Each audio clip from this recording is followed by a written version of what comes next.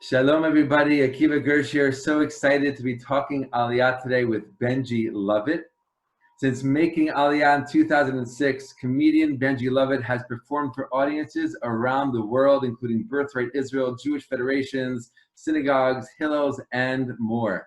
His perspectives have been featured on Israeli television and radio and in outlets such as USA Today, Time Magazine, BBC Radio, The Atlantic, and the Times of Israel.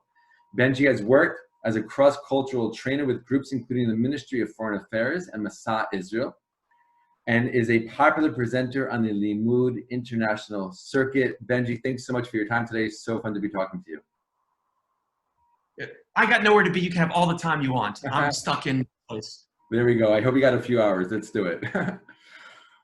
Benji, we've known each other just like, at least through social media. We met in person a few times over the years. But I would say like me, I believe that, you talk about Aliyah, you think about Aliyah, people ask you about Aliyah.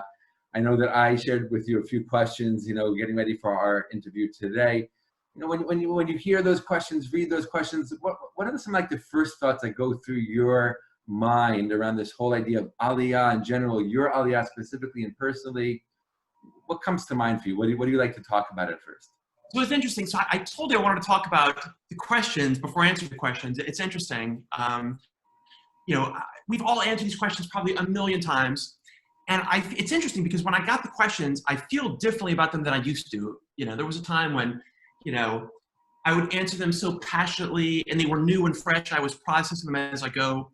And I guess at some point, this morning I was on Facebook and I saw somebody post like, I'm making a video about funny Hebrew mistakes. What's the craziest mistake you've ever made? And I think probably a lot of Olim like me are like, we've been there, done that, we've seen that. And it's interesting. It's like, I realize the longer you're here, it's sort of like the circle of life of Olim. Like, I don't answer these questions as much anymore. I don't feel them as much anymore. It's just interesting because I guess it's sort of a measure of success or accomplishment being here a long time that, I don't know if you're replaced by the next generation, but it doesn't, like once upon a time, I could only think of life in terms of like these questions, and now like, it's more sort of in my past, which just means it's I've been here a long time, I guess. So it's nice to focus on what the questions, where in my life these questions hit me, if that makes sense. So, does that make sense? I think that totally makes sense. And I think, as you said, that's like really part of the process, like for me, when I talk about Aliyah, I really like the phrase making Aliyah, right? Because, it's not that like we made Aliyah and that's done, over, but it's like a process, and even if we've been here for many years, there are still those moments that, arise in our lives, I believe, that remind us that we're still on some level in this process of making Aliyah. So maybe along those lines, I would love to ask you, I know you live in Tel Aviv right now, you live in Jaffa. Are there certain days when you get up and you're walking down the street and it just kind of like something, maybe reminds you about, the fact that, yeah, you made Aliyah, you're an Oleh. Anything like that kind of, come up still for you in your life? I think, I want this phrase to like, appear in a t-shirt, a bumper sticker with my name on it. I came up with it years ago. It should feel like it should be in quotes with a dash in my name. Like, making Aliyah is easy. It's the klita that's hard. It's easy to do it, but it never ends. But, I feel like I have those thoughts every day, but it's no longer like this burden. What was I thinking? I mean, I never think what was I thinking. But I'm always aware of, that I'm an outsider, and that's, I've sort of chosen that perspective in my comedy. And of course, even if I'm here 30 years and I'm fluent in Hebrew, I'm still going to have that perspective. But, and also, moving to a new city, moving from Tel Aviv to Jerusalem back to Jaffa, like, the minute I moved to Jaffa, I was sort of starting over again in a new population. So I definitely feel like an Oleh, but I guess an Oleh Vatik. Definitely no longer an Oleh Chadash, which is a good feeling. I sort of gave that label up years ago, which is a good feeling. Okay, good. So many things I want to ask about what you just said, but just one of them, and then we'll get back to a couple other things, is when do you, kind of like the opposite of what I just asked you, but like, when do you feel like, what? Yeah, like I made Aliyah like 14 years ago. I'm like living in Israel. I feel like an Israeli. Or like, what kind of moments like kind of bring up that feeling for you, where you feel You know, much less of an Oleh and much more of like a, you know, of an Israeli? I mean, I'm jumping ahead a little bit based on some of the questions you sent me, but that's okay. Well, first of all, like when I perform on stage, when I make Israelis laugh, like that's an accomplishment. When like an Israeli laughs and the Americans don't, or the Olim Hadashim don't, I'm like, yeah, I got them. But you know, doing little things like you know, registering for a Kfi Shesh online, you know, little things that I knew I could have done years ago. I mean, there's definitely not one moment where you say like, I'm no longer an Allah Hadash, but I was just thinking this morning, I've never thought this before. I feel like it's hard to have new revelations about Aliyah when you're answering the same questions over and over again, but are you a sports fan by any chance?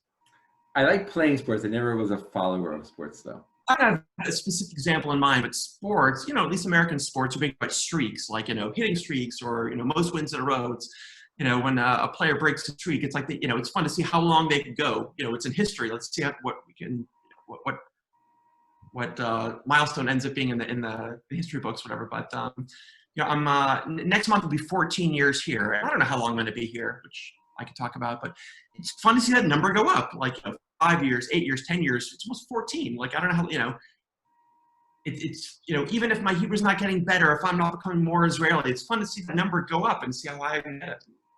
Your streak is going. That's good to see.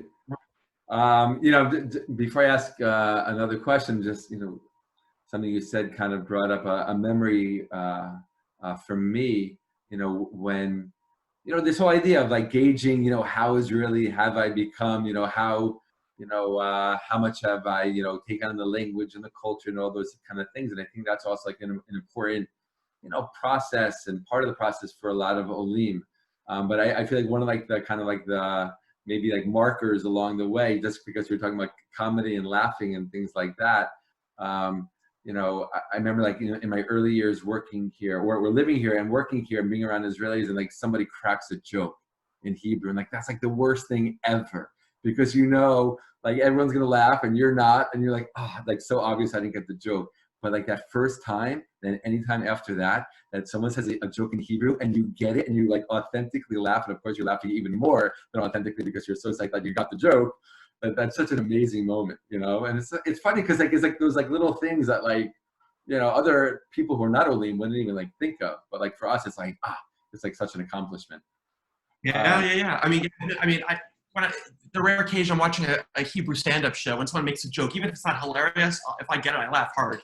But for me, more exciting is the rare occasion I like make a joke just in conversation in Hebrew, or say something even mildly funny or sarcastic. People laugh. That's a good feeling. 100%. So, you know, talking about comedy, you know, obviously, you know, so many people know you for your comedy, your use of Aliyah in your work on comedy. You want to just talk about that a little bit, like how kind of, you know, Aliyah plays into your comedy routines and your work? Yeah, I mean, I guess I've been fully self-employed 10 years. I mean, I don't even know when that happened. I've lost track, but you know, I've always said like my comedy is about making Aliyah, and I don't even think I don't say that as much anymore. Now it's more about just life in Israel. You know, it's not like, I mean, a lot of it is, of course, what I've gone through. I mean, I'll never not be an Olet. Like my perspectives will always be, you know, about that. But, you know, I talk about what, you know, Americans think of me having made Aliyah, what Israelis think of me, but that's not even making Aliyah. That's just, you know, how people look at me. It's, I mean, it's been a long time since I was really on stage in person coming up with new material, but it's not even, the more Israelis like it, the more I feel like it's about making Aliyah. But it's, you know, Right. every day it becomes more about just life here. 100%. And yeah, for me, like I really like join those kind of different pieces and facets together. There's like the making Aliyah aspect, and then there's like the acclimating to life in Israel aspect. There's the becoming Israeli aspect, right? Which, you know, as a little quick side, not to give like a whole promotion, but like, you know, my book Becoming Israeli, you actually have a piece in it, right? And that's another reason why I chose that kind of like the form of the verb becoming, because it is this kind of ongoing process, right? And I totally agree with you, and I connect to what you're saying. Like, you know, as we spend more and more time here, as the years go by, we're less and less aware of ourselves as like an Oleh, you know, or Oleh Chadash. and we're like, yeah, you know, I'm becoming Israeli. I'm like becoming part and parcel of life and society here. Can I just try and interrupt real quick? Yeah, please. Well, you know, it's like, you know, when you see any Ola Hadash on stage in English, like they're all making the jokes about, I wanted to say this in Hebrew and I accidentally said this. So we all know where it's going 100 times. But a lot of my favorite jokes now are the ones that I could only have made after 10 years here. Like I told a story a few years ago, you know, I was like depositing, maybe I was trying to get cash out of the Kaspamat, the money machine, ATM, whatever we call it in America. And, you know, you know, if you've been here long enough, you don't even read the screens. You just know it's muscle memory. You know what to push. And I went to a machine that was slightly different, and it wasn't working. And I was like, "What's going on here?" And I realized like things were in different places. And I realized, you know, even on a website, we're just like, you know, mice poking the button to get the cheese. It's just, you know, you don't even read what's on the screen. You just know how to do it. Right. And I realized like that's something that I can only realize after a certain number of years here. So, 100%. you know, it's we're long enough to know how to do something, but still Ola enough to fail. Right. So, And to still love ourselves when we do. yeah. Totally. I mean, there's totally times like when I'll get a letter in the mail from some company, bill, who knows what, and I just start reading it, and halfway through the letter, I'm like, wait, I actually understand this. Like I have like an awareness moment of understanding it, and then a memory of the first few years, I would not have understood a single word of that letter, and then just Yeah, like I had a CAT scan done at a Suta a few weeks ago for my neck, whatever. Like I've had back pain over the years. And, you know, I got the results yesterday, and like I was able to like log into a Suta's website. I know where to go. Of course, I can't read the results in Hebrew, but like I can pretty much do most things online. Which is a good feeling. It's amazing. The victories, the small victories of Olim. You know, another question. You know, a big thing for a lot of Olim, new Olim, obviously, like is where to live. You know, where am I going to live? Am I going to live in Jerusalem, in Tel Aviv? Am I going to live in like the north? Am I going to live in the south? Like, you know, location is obviously such a big deal for people, and I know that you yourself have lived in Tel Aviv, in Jerusalem, now in Jaffa. I wanted to just maybe speak a little bit about that, like, you know, what would you tell people, young Olim making Aliyah, you know, about Jerusalem, Tel Aviv, and that kind of, you know. Remember, I think that's the piece I submitted for your book. I think it was about that. So I started. It's interesting because I mean, I'm not going to pretend that I'm cool, but I think I moved to Tel Aviv when it was still rare for young Olim to start here, and I moved here. Then I moved to Jerusalem. I came back, and I wrote a piece in the Times of Israel. I guess when I moved back to Tel Aviv, like 2012, I just can't stand like the question, "What do you like?" You know, I've never thought about this, but people used to ask like, "What do you like more, America or Israel?" Which is a ridiculous question.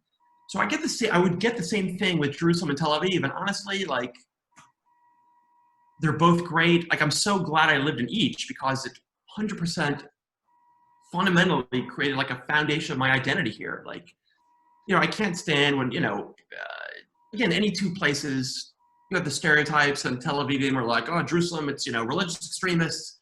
And Jerusalem, they say, Tel Aviv, they're, you know, anti-Zionist heretics. They're both ridiculous. But, you know, I got so much out of both. I always have said, I feel like they both fail by the standards of the other. I mean, like if you're looking for like fun and beach and whatever in Jerusalem, you're not going to find it. If you're looking for like the same kind of spirituality and history here in Tel Aviv, you're not going to find. I mean, they're both great cities, but they're different. So, you know, whichever one you go to, I feel like they're both great, and I feel really blessed to have lived in both. Amazing. It's awesome. It's great to have that balance in your. I'm moving to Pardes Ghana to join you. No. You know, a lot of people are moving from Tel Aviv to Pardes Ghana, so don't say that out loud too much. We want to keep it a little bit small. Couple more questions, Benji. This is really great. You know, as Olim, you know, we are sometimes more hyper aware of certain kind of moments that we have in Israel that we know that we couldn't have outside of Israel, like there's only in Israel moments. Is there, I mean, I'm sure you've had many of these moments, whether they're inspiring, emotional, funny, whatever they may be, but is there a moment or like a memory of that kind that you can share with us that like just was one of those kind of like only in Israel moments for you? Again, whether it's inspiring, emotional, or something along those lines. Yeah, when you said hyper aware, I immediately smiled, and the reason is because I mean I'm hyper aware. I mean that's what I do. That's what I've chosen to do. I like being overly analytical of these things and analyzing them and often using them on my stand-up. So you sent me this question, and my story will start very pathetically and sad, but stick around, viewers. It's going to get better. My file to be Atzma'i, self-employed, I had to go to Mas Haknasa. You're getting a little Hebrew lesson.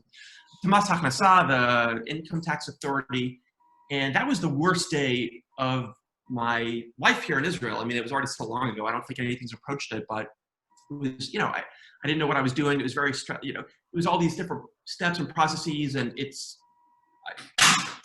that was the sound of my fan hitting the ground. That doesn't mean anything in the story. It was very confusing, and I was talking to, you know, one of the clerks there, and he's walking me through the process and the form. And I guess there's some people where who get when they get stressed out, their Hebrew improves, they become very sharp, and then there are those whose brains just lock up, and I am the latter. And I just didn't understand how to fill out this form, what was going on. And the guy looks at me in Hebrew and says, like, and what did he say? Like, Adoni, ani medaber ivrit, ani medaber sinit. Like, my were Chinese, and I started to cry, and that is just an awful feeling. And I guess a lot of people do that, you know. Probably, I think women cry more, or admit to crying more, or do cry more. And sometimes women know, like, if they cry, they'll get, maybe eventually the person will help them. And I guess in this tough Middle East, like, I think Israelis are far less used to seeing men cry, and it doesn't feel good ever to cry. But I started to cry. It was awful. And at that point, someone helped me out. But the part of the story which is much better is, remember a long time ago, the movie Superman 2, where Superman loses his powers, and he goes into, like, the diner, gets beat up by the guy. And at the end of the movie, he gets his powers back, and he returns and beats the guy up. Yeah. So years later, I went back to Mas Haknasa, and, like, who knows why I went back. I didn't see the guy again. But by this point, like, I know what I'm doing. I go right through, you know, all the offices, and I felt like Superman returning to his you know, the diner. So it feels good. Like, someone told me this years ago, and hey, Olim Chadashim, if you're watching this and you're struggling, a friend of mine said, all this bureaucracy and offices, they really do stop at some point. You don't have to go through these things forever. And I don't even remember the last time I had this difficult, challenging thing. And by the way, these processes are all getting easier and more automated and online. So I guess it's nice to look back and know that, like, I'm not that immigrant anymore. So, you know, every time I, like, pay my bituach leumi online or anything online or do things myself, feels good. 100%. I totally agree. And again, I totally connect. And I think that, you know, to extract a message from what you're saying, I think it's really important for new Olim to hear is that those challenges that they experience at the beginning, whether it's with language or the bureaucracy or, like, how do I do this? They don't last forever. You will move beyond them and past them, and you will move forward. And even at the time when you're, you know, that first kind of initial stage when you're going through those challenges, you're at the same time having those amazing, inspiring, emotional, funny moments at the same time that keep you going as well. And we've all been there. Every single one of us has been there.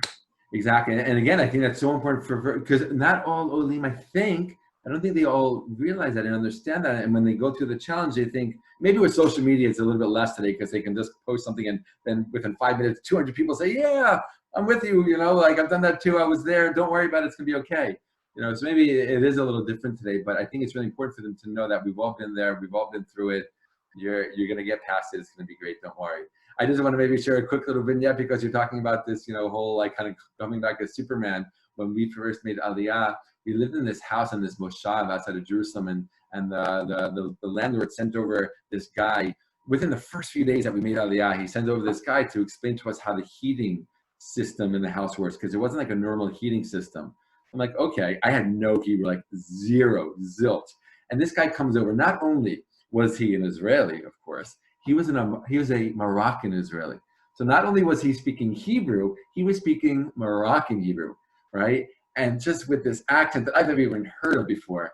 And he takes me on, like, a 30-minute tour of the house, explaining in detail every single piece, every single part, how I do this, how I do that. And at the end, I just kept, like, nodding my head. You know, at the end, I'm like, Todah, shook his hand. He leaves. My wife looks at me. She's like, so how does that thing work? I'm like, I have no idea, you know? But then a couple years later, that same guy had to come back to your house to show me something new or fix something. And it was amazing. We had a conversation and they actually understood him. And it was like, yeah. Again, I mean, we could talk forever about this, but at some point I realized after a few years that in all these stories, especially when we complain and criticize Israel, like all these behaviors say as much about us as it does Israel. Like the fact that you were just like, okay, I mean, that's so American. And just like, yeah, sure, fine. Totally. 100%. 100%. And the second time he came back, I'm sure you made him coffee the minute he walked in. Oh my God, there's so many stories. Oh my God. I have to just share this one other story, because that same house, when we moved out, we had this moving company take all of our stuff, and there were like these 4 Arab workers, you know, and the company came and packed up our stuff and put it on the truck. And my wife wanted to be all like cool and nice. She ran out to Aroma and got them all coffee. But like, what did she buy them? She got them cappuccino, you know, café apouch. And then like she gave it to him like, oh, like, you know, I'm such a, you know, a good person. They looked at this thing. They're like, you know, Arab workers, they don't drink cappuccino. They drink like straight up black coffee, you know, piping hot. And like they literally looked at it, they put it down and like walked away, you know. I would know that they put, see, I don't even, after all these years, I still sometimes get lessons about like all the different types of coffee. These people drink this, and I would know they preferred like café boats, but I wouldn't know that they wouldn't like kafouch. That they wouldn't even drink it, right? They didn't even touch it. It was so funny. Benji, this is so conflict. Clearly, it's you know, coffee. For all of you watching who want to understand the Middle East. Exactly. Very, very important piece of the culture. Wow, there's so much to talk about. It's just so fun. Maybe I'll ask you one last question. Yeah. And, you know, yes, right I will buy 10 copies of your book. Absolutely. Say that again? Yes, I will buy 10 copies of your book. Absolutely. Hey, you're in it, so you know. You know, it's interesting because we are in a very, hey, what did I say? Why'd you leave? I was going to grab your book, but it's too high up. I can't reach it. Wait, hold on 1 second. Oh, okay. We'll meet back. I wasn't planning on sharing it here, but since you brought it up, okay, we got becoming. Oh, look at that on both screens. Wait. Let's see something also very cool here. Let's look in the index here. For Benji Lovitt. Mine's been autographed by me. There you go. Let's find you here. Hold on 1 second. And everybody's stopping watching right now. We just lost. Wait. Hold on. Do you know the page? I do not. I wrote here it is. The Shema is on page 30. What page? The Shema is on page 35. No. Okay, you're familiar. Oh, here it is. Page 75. Page 75. There it is. Benji Lovitt. There you go. Ah. Nice. You awesome. spelled my name wrong. No. Okay, good. So maybe my last question is this. You know, we are hearing about a real dramatic rise in the interest in Aliyah amongst American Jews specifically. Right? Americans, do not come. I don't want rent to go up. Please stay back. There you go. That's what I wanted to ask. Do you want them to come or not? Just don't move to Jaffa. Don't move to Tel Aviv. Right? Go to the north. It's really green and lush and beautiful. The desert is amazing. We need to, you know, fill it up a little bit more. But really, you know, I don't know. I mean, you know, a lot of people are considering Aliyah maybe for the first time, or they're starting to make real concrete plans after having thought about making Aliyah for so many years, right? Corona, the balagan that's happening in America, all that. If they were gonna say, Benji, what would you say to us? You know, what's your message when it comes to making Aliyah, acclimating to life in Israel, becoming Israeli? What's one last word or words could you share with us? I mean, those were a few questions that we could all answer for an hour. So the most important one is if you want to do it, just do it. I mean, honestly, like, you know, if you have $200,000 of law school loans, okay, that's a good reason. You know, if you have a family member who's really, okay, that's a good reason. But otherwise, the hardest part is just deciding to do it. Like anything, like once you decide, it just happens. You won't regret it. Nobody does. You know, nothing's forever. You can go back if you want to do it, just do it. And there are about 10 billion people who have been in the same position they finally just did it and they don't regret it.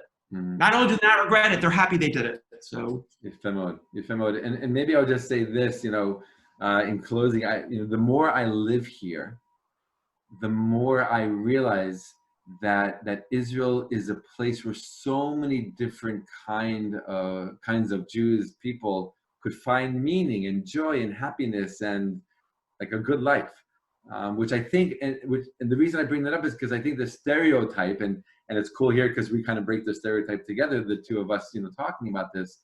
I think that the typical stereotype is like, oh, if you're religious and like really intensely a Zionist, then you'll make Aliyah, But like, as I've lived here more, I realized, no, there's so much that Israel offers, whether it's from high tech to environmental to like the desert to the waters of the north. There's so much here. There's such a diversity and a plethora of reasons, I would even say, for people to find and create for themselves a really amazing, meaningful life in Israel.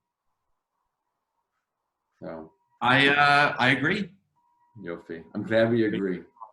So I had a friend move here for healthcare, because the healthcare was much better and she had health issues. She's here 3 years. She has a great life. No, nobody asks, nobody comes around with a clipboard checking what your reasons were.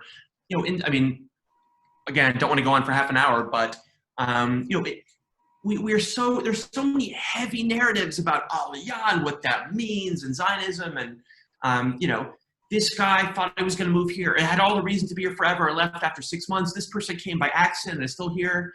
In some ways, like, it is such a magical and meaningful country, but it's also just it is a normal place, and both of those can be empowering. Like, you don't have to don't be intimidated because of the messages and this and that. Just, it doesn't matter why you come. If you come for the healthcare and stay 40 years and have a great life, who cares why you came? So, it's magical, and it's just another place, and you can read all about it. And there you go. Let's do that again on the screen. That was fun. Yeah, but really, Benji, thank you so much. It's really great talking to you. I appreciate you and your work. And I'll just say, I've been probably saying in closing a few times already, but I think what you're doing is very important and very inspiring for a lot of Olim, because you're bringing joy and humor to the experience and to the process. And if we don't laugh about what's going on, then I'm not sure we can make it here. And the laughter that you bring to people around this whole, topic is really, I think, invaluable. So thank you for that. Thank you. And hey, I should say, if you're watching this, if you're looking for, in the meantime, some online laughs, be in touch. I've been doing, as you know, I had a show last night at 2 a.m. for a Jewish group in New Jersey. I'm awake. I was drinking this at 2 a.m. Still here. If you need some laughs, be in touch. BenjiLovitt.com. Amazing. Benji, thank you so much. Such a joy to talk to you. So fun. And thank you. Keep it fun. Glad we went off script a little bit. Perfect. Exactly. All the best, Benji. Thank you.